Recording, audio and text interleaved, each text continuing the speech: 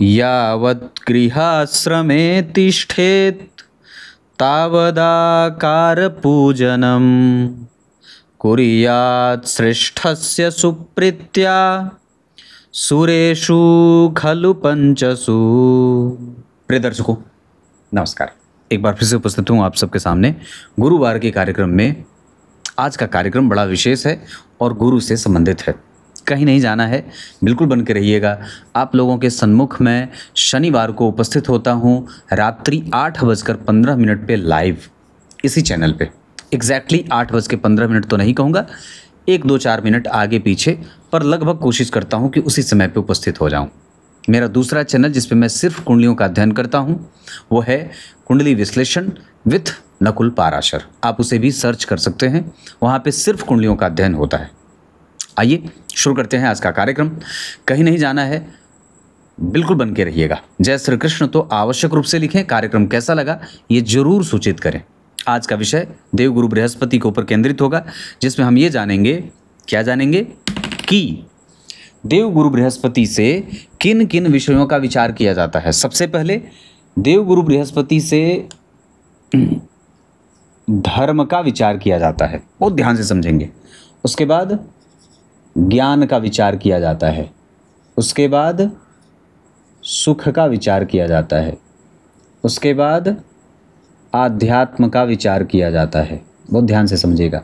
मतलब क्या होगा कि अगर आपकी कुंडली में देवगुरु बृहस्पति अच्छे बैठे हैं 4 नंबर में, 12 नंबर में, 1 नंबर में, 9 नंबर में, उसके बाद 11 नंबर में भी, लगभग इतने सारे भावों में, लगभग तो 3 नंबर में भी, तो अगर इन 6 राशियों में देवगुरु बृहस्पति आपकी कुंडली में बैठे हैं तो इसका अर्थ होगा कि ये सारी चीज़ें जो मैं बोर्ड पर लिख रहा हूँ ये अच्छे हो जाएंगे।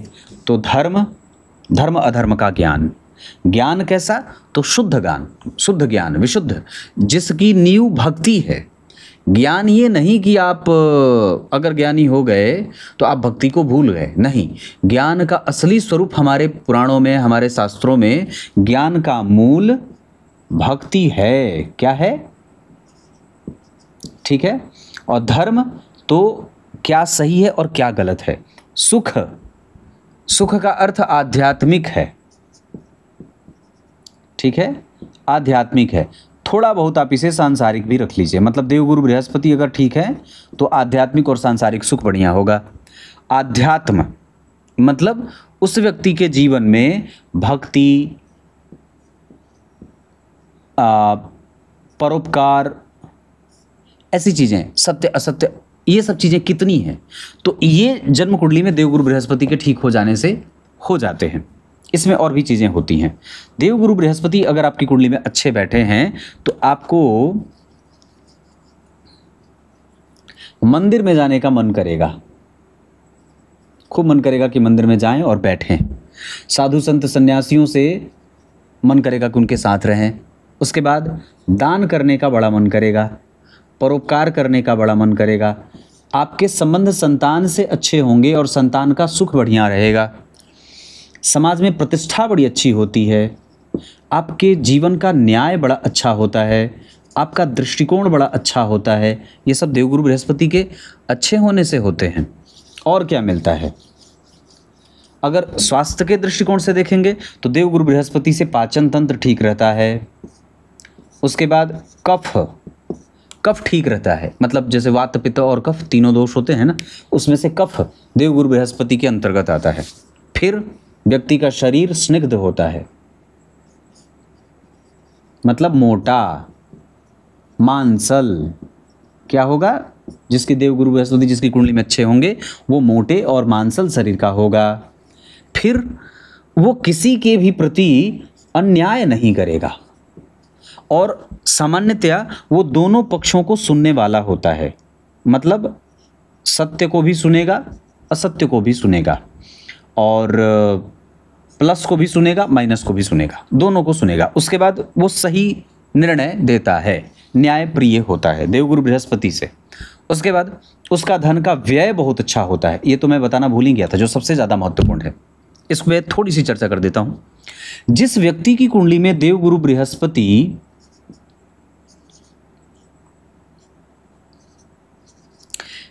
इतने राशियों में बैठे हैं, इन राशियों में किसी भी भाव में, तो इसका अर्थ होगा कि उसका व्यय सही होगा। व्यय सही का अर्थ होता है सिर्फ धन के ही कारक नहीं होते देवगुरु बृहस्पति। मैं तो कहता हूं कि सूर्य धन के कारक होते हैं, सुख के कारक देवगुरु बृहस्पति होते हैं, देवगुरु बृहस्पति व्यय के कारक होते हैं।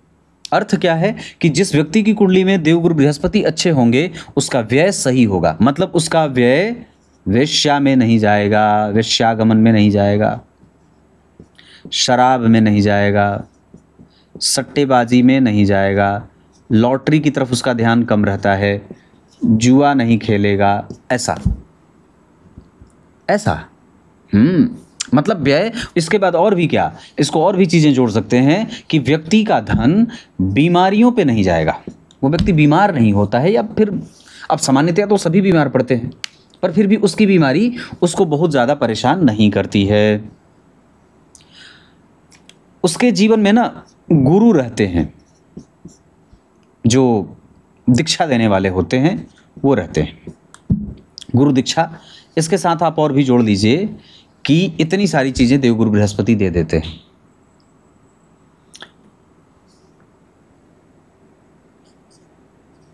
हृदय की विशालता, उसका हृदय विशाल होगा, वो कभी भी बहुत, उसका दृष्टिकोण छोटा नहीं होगा, वो बहुत ही संकीर्ण मानसिकता का नहीं होगा। आजकल तो कलयुग में जो ज्योतिष के गण हैं बताने वाले, वो ये कह देते हैं कि जिसकी कुंडली में गुरु अच्छे हैं वो खराब है, जबकि ऐसा बिल्कुल भी नहीं है। अगर गुरु अच्छे हैं तो इतना सारा सुख आपको मिल जाता है। देवगुरु बृहस्पति को पांचों महत्वपूर्ण ग्रहों में जो पंच तारा ग्रह हैं, पंच तारा ग्रह कौन कौन से हैं? मंगल, बुध, गुरु, शुक्र और शनि, ये पंच तारा ग्रह हैं। और प्रकाशक ग्रह कौन है? सूर्य और चंद्रमा। और छाया ग्रह कौन है? राहु और केतु। तो पंच तारा ग्रहों में से ये पंच तारा ग्रह हैं, ये हैं प्रकाशक ग्रह और ये हैं छाया ग्रह। तो पंच तारा ग्रहों में देवगुरु बृहस्पति को महत्वपूर्ण में सबसे उत्तम और ऊपर स्थान पे रखा गया है। सबसे ऊपर देवगुरु बृहस्पति महत्वपूर्ण होते हैं और प्रकाशक ग्रह में चंद्रमा को सबसे ऊपर रखा गया है। मतलब क्या है, अब इस हिसाब से देखते हैं तो आपकी कुंडली में बहुत ध्यान से समझेंगे तो सबसे महत्वपूर्ण कौन हो गए? चंद्रमा। और दूसरे नंबर पे कौन आ गए? देवगुरु बृहस्पति। समझ में आ गई बात? मतलब सबसे महत्वपूर्ण चंद्रमा होते हैं और दूसरे नंबर पे देवगुरु बृहस्पति। बाद में सारे ग्रह आएंगे, सूर्य, बुध, शुक्र जो भी होते हैं बाद के हैं, तीसरे चौथे नंबर पे हो सकते हैं, पर महत्वपूर्ण तो यही दोनों हैं। इस वजह से इनका तो आवश्यक ही है कि जन्म कुंडली में ये अच्छे हों। इनका अच्छा नहीं होना आपको कई तरीके से नुकसान पहुंचा देता है। तो ये छोटी सी बात मैंने जो बताई अभी तक, लगभग 8 मिनट तक, ये आपको मैंने इतना बता दिया। इसको और भी सोचते हैं, समझते हैं। उच्च शिक्षा भी अच्छी होती है, राजनीति व्यक्ति अच्छा करता है, कर्मकांड अच्छा करता है, ज्योतिष अच्छा करता है, ये सब गुरु ही देते हैं। उसको संतान होने में कष्ट नहीं होता है, उसकी वंश परंपरा अच्छी चलती है। ठीक है, कुल परंपरा मतलब कुल का नाम गोत्र की वृद्धि होती है। शास्त्र में गोत्र वृद्धि करने वाला कहा गया है। गोत्र, गुरु जो होते हैं वो व्यक्ति के गोत्र वृद्धि करने वाले होते हैं। अब मैं बात करता हूं कि अगर अब एक जो सिंपल है कि अगर आपके देवगुरु बृहस्पति पे कहीं से भी शनि की दृष्टि पड़ रही है, यही कार्यक्रम का मूल था। कहीं से भी अगर आपकी कुंडली के देवगुरु बृहस्पति पर शनि की दृष्टि पड़ रही है तो ये जरूर एक बात होगी कि ये पाप ग्रह का प्रभाव झेल रहे हैं। अगर गुरु के ऊपर शनि की दृष्टि, कोई भी दृष्टि पड़ रही है तो निश्चित रूप से देवगुरु बृहस्पति एक पाप प्रभाव झेल रहे हैं। पर उसका एक दूसरा अर्थ ये निकलता है कि वो ग्रह जो देवगुरु बृहस्पति हैं वो आपकी कुंडली में शनि से दृष्ट हो जाने के कारण आपकी कुंडली के बाकी के जितने ग्रह हैं वो सारे ग्रह न्याय करने वाले हो जाते हैं। जिस व्यक्ति की कुंडली में गुरु के ऊपर शनि की दृष्टि होती है उसकी कुंडली के सारे ग्रह ही परिणाम करते हैं और सारे ग्रह न्याय करने वाले हो जाते हैं। ये बात बहुत ही मजबूती से कह रहा हूं कि अगर आपकी कुंडली में देवगुरु बृहस्पति पे शनि की दृष्टि है तो बाकी के जितने ग्रह बचेंगे, चंद्रमा, मंगल, बुध, शुक्र, राहु, केतु, सूर्य, ये जितने ग्रह बनेंगे ये सब प्रभाव करेंगे, सारे ग्रह फल करेंगे। मतलब कई बार होता है कि हमारी कुंडली में कुछ ग्रह ऐसे होते हैं जो परिणाम शून्य होते हैं, असर होता है पर थोड़ा कम होता है। पर यहाँ पे अगर गुरु के ऊपर शनि की दृष्टि होगी तो व्यक्ति की कुंडली में सारे ग्रह परिणाम करेंगे। मतलब वो कुंडली न्याय कर देती है जातक के जीवन के साथ। क्लियर है? कोई झंझट नहीं है। बस आपको ये देखना है कि आपकी कुंडली में शनि के ऊपर, गुरु के ऊपर शनि की दृष्टि। मान लीजिए अगर आपकी कुंडली में, उदाहरण देता हूँ कि दृष्टि को समझ लेते हैं। मान लीजिए गुरु आपकी कुंडली में लग्न में बैठे हैं तो शनि चतुर्थ स्थान में बैठेंगे तो 10वीं दृष्टि से देखेंगे। उसके बाद शनि यहाँ बैठेंगे तो 7वीं दृष्टि से देखेंगे, यहाँ बैठेंगे तो 10वीं दृष्टि से देखेंगे, और यहाँ बैठेंगे तो तीसरी दृष्टि से देखेंगे, है ना। किसी भी भाव में बैठे हों, अगर मान लीजिए ऐसे आप समझ गए होंगे, एक बार और फिर से उदाहरण दे देता हूँ दूसरे भाव पे। मान लीजिए आपकी कुंडली में देवगुरु बृहस्पति यहाँ बैठे हैं तो शनिदेव यहाँ बैठेंगे तो तीसरी दृष्टि से देखेंगे। उसके बाद शनिदेव यहाँ बैठेंगे तो 7वीं दृष्टि से देखेंगे, और उसके बाद शनिदेव यहाँ बैठेंगे तो 10वीं दृष्टि से देखेंगे। मतलब गुरु के ऊपर अगर शनि की दृष्टि चली गई तो कुंडली के सारे ग्रह न्याय करने वाले हो जाते हैं।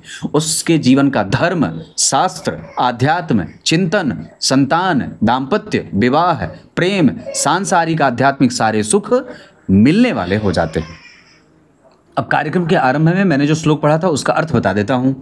भगवान वेदव्यास शिव पुराण में लिखते हैं कि चाहे कोई भी व्यक्ति हो, अगर वो शिव जी की पूजा कर रहा है तो वो निश्चित रूप से पंचदेवों में सभी देवताओं की पूजा कर लेता है। और प्रत्येक व्यक्ति को सूर्य की पूजा, उपासना, देवी मैया की उपासना, गणेश जी की पूजा, साथ ही साथ भगवान नारायण की उपासना तो करनी ही चाहिए। शिव जी की पूजा अगर आप कर लेते हैं तो आपको सारे ही देवताओं के पूजा, जिस तरीके से अगर पौधे को पटाना होता है, पानी उसको देना होता है, सींचना होता है, तो पत्तों पे पानी नहीं देते, हम उसकी जड़ में पानी देते हैं।